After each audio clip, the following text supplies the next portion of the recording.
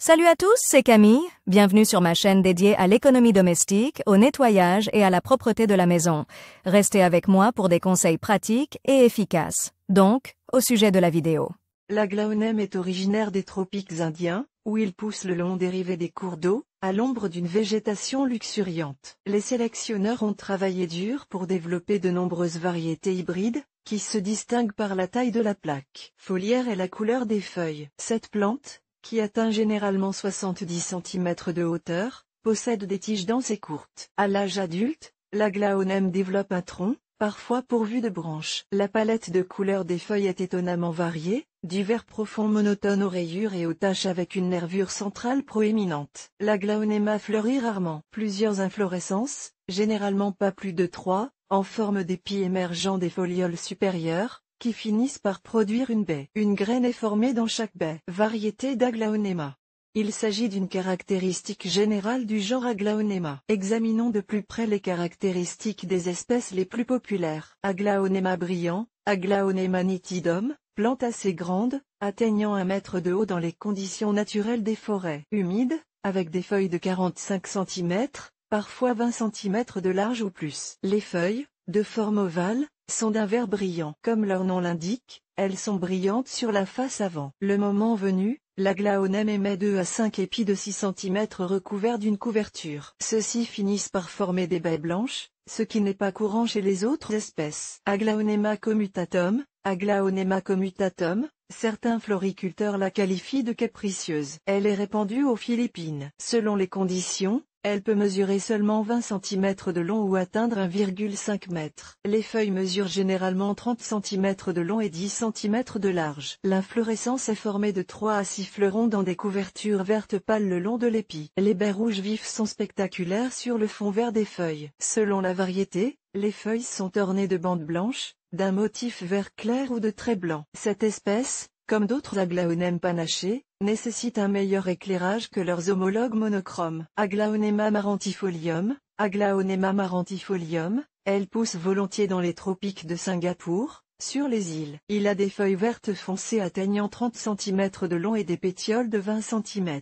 Il existe des variétés dont les feuilles sont décorées de motifs gris argentés. Aglaonema pictum, cette espèce se trouve à Sumatra ou à Bornéo. Elle se caractérise par un tronc ramifié, surtout à la base, atteignant une hauteur de 60 cm.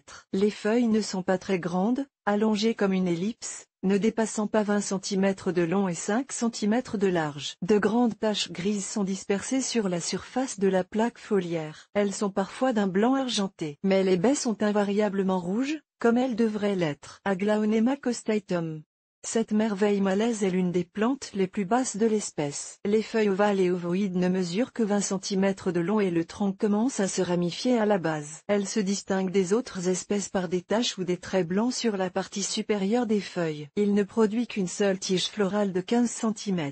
La floraison a lieu généralement pendant les fêtes de fin d'année et ne fait plaisir à l'épi que pendant quelques jours. Dans des conditions ambiantes, elle ne forme pas de fruits. Aglaonema modostum, il est également appelé tempéré. Il pousse le plus souvent sur les pentes de l'Indochine. Le tronc est ramifié et peut atteindre une hauteur d'un demi-mètre. Les feuilles sont d'une couleur verte uniforme et présentent des becs pointus pouvant atteindre 20 cm de long. La nervure centrale est bien dessinée, avec plusieurs nervures latérales assez convexes. Les baies rouges ont la forme d'une cornaline. L'aglaonème se sent bien sur le rebord d'une fenêtre au nord, car c'est l'espèce qui aime le plus l'ombre. C'est à l'aglaonème humble que l'on attribue la capacité de tuer les infections streptococciques. Aglaonème frisé, Aglaonema roebellini, commun dans les forêts des Philippines. Il a une base arrondie et est très ramifié. Les feuilles en forme d'ellipse mesurent 30 cm de long et sont de couleur gris-argent. La plante elle-même peut atteindre 50 cm,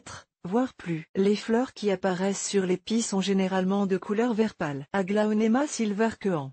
Le deuxième nom est reine d'argent. L'arbuste atteint généralement 40 cm de hauteur. Il a besoin d'un endroit bien éclairé pour se développer. Les feuilles sont de couleur gris-bleu, ce qui distingue la plante de ses homologues. Aglaonema Maria Christina. Vous pouvez pousser un pot avec cette fleur dans le recoin le plus profond et vous vous y sentirez toujours bien. S'il n'y a pas de fenêtre dans la pièce, mais seulement de la lumière artificielle. Vous pouvez la décorer avec Maria Cristina. Elle ravit les horticulteurs avec ses feuilles vertes riches et brillantes. Des rayures roses exquises sur les feuilles attirent les amateurs de fleurs vers cette espèce. Aglaonème sans feuilles, une plante courte, ne dépassant pas 25 cm de hauteur. Mais elle est très exigeante en lumière et en chaleur. Les feuilles sont étroites, d'un vert argenté. Les baies de couleur rouge vif ou orange sont très belles sur le buisson. Il n'est pas souhaitable de les toucher pour éviter les allergies. Aglaonema commutatum silver bay. Une grande plante avec un tronc droit que l'on peut à peine voir sous la masse de feuilles. Celles-ci sont pointues et mesurent jusqu'à 30 cm de long. Chaque feuille est grise au centre et devient plus foncée chaque année. La surface est parsemée de taches ou de bandes blanches. Elle ne craint pratiquement pas le froid, de sorte que si le chauffage est coupé pendant un certain temps, la baie d'argent ne sera pas perdue. L'absence de soleil est également tolérée sans problème. Aglaonema très bas, buisson haut avec de longues feuilles,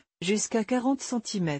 Les feuilles sont vert foncé, ovales et brillantes. Les baies sont d'un blanc rare. L'entretien de cette espèce est absolument sans prétention, de sorte que même les jardiniers novices peuvent s'y adonner. Aglaonema Friedman, un énorme buisson d'1,5 m avec des feuilles assez grandes décorées de points vert foncé sur les bords. Les feuilles se distinguent par leur forme ondulée et, au milieu, par des taches grises. Il ne nécessite pas de soins particuliers et convient donc parfaitement pour le bureau. Aglaonema rouge, variété hybride, créée grâce à la sélection. Elle doit son nom à sa couleur rouge. Les feuilles sont parfois de couleur betterave ou rose. Elles sont parcourues de nervures et de taches colorées. Pour conserver une couleur aussi inhabituelle, l'arbuste aura besoin de beaucoup de soleil, sinon les feuilles se faneront. Il est peu probable que vous puissiez acheter de l'aglaonema rouge dans un magasin de fleurs, car il est principalement cultivé dans des fermes en Asie. De plus, il sera très difficile pour la plante de s'acclimater à nos conditions. Aglaonema taiwoli. Contrairement au taiwoli rouge, il est assez commun dans les maisons des fleuristes amateurs. Les feuilles sont d'une couleur intéressante, vert foncé avec des rayures roses ou rougeâtres le long des contours. Elles sont donc très élégantes et inhabituelles. Pour conserver cette couleur inhabituelle,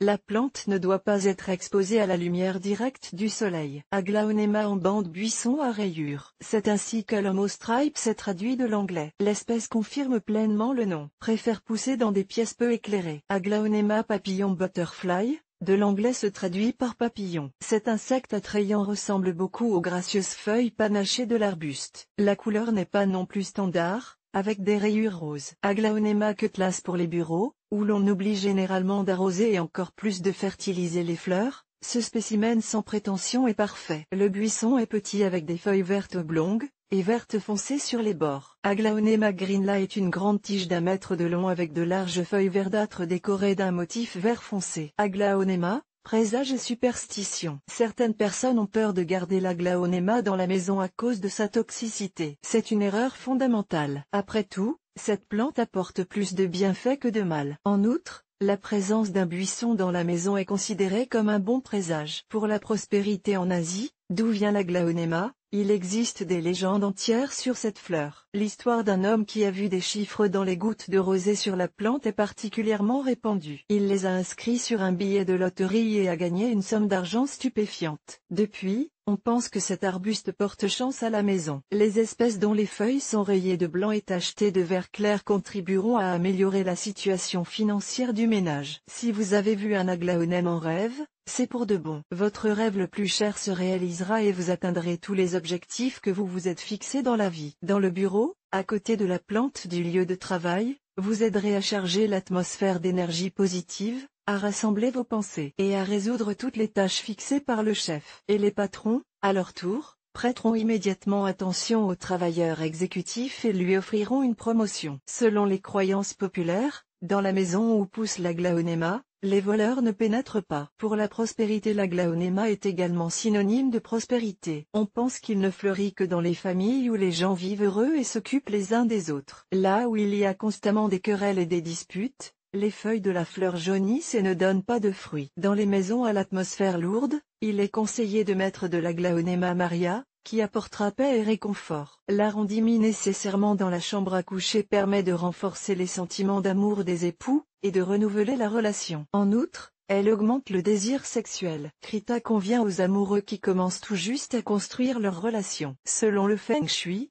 L'aglaonema doit être placé dans la partie et de l'appartement. Il améliorera ainsi les fonctions cérébrales et aidera à se remonter le moral. Le mieux est de le placer dans un coin de la chambre à coucher, mais pas très près du lit. Dès que vous apportez un pot avec une plante dans votre maison, attendez-vous immédiatement à des changements positifs. Si rien ne change dans votre vie, déplacez l'aglaonème dans un autre endroit. Nous ne savons pas ce qu'il en est du bien-être et de la prospérité, mais l'air frais et pur que procure la présence de l'aglaonema dans l'appartement qui vous est attribué.